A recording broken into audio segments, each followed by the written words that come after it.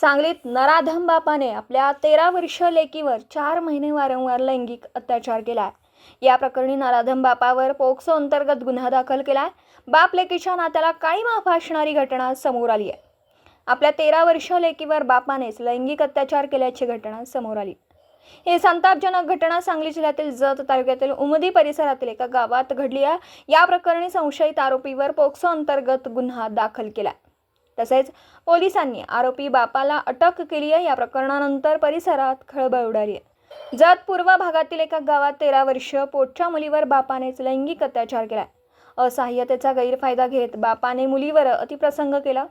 नराधम बाप मुलीवर गेल्या 4 महिन्यांपासून लैंगिक अत्याचार करत होता। याची माहिती पीडित मुलीच्या आईला मिळाली। आईनं बापाला असे कृत्य करण्यास रोखलं, मात्र वारंवार सांगूनही नराधम बाप काही ऐकत नव्हता। अखेर पीडित मुलीच्या आईने उमदी पोलीस ठाण्यात धाव घेतली। महिलेने मुलीसोबत घडलेल्या घटनेची सगळी माहिती पोलिसांना दिली।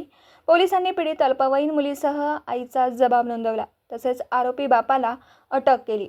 अटक केल्यानंतर नराधम बापाने आपल्या कृत्याची कबुली दिली। तसेच आरोपीवर पोक्सो अंतर्गत गुन्हा दाखल केला। या प्रकरणानंतर परिसरात खळबळ उडाली आहे। दिवसभरातील घडामोडींचा आढावा घेण्यासाठी पाहत रहा N24 मराठी न्यूज चॅनल।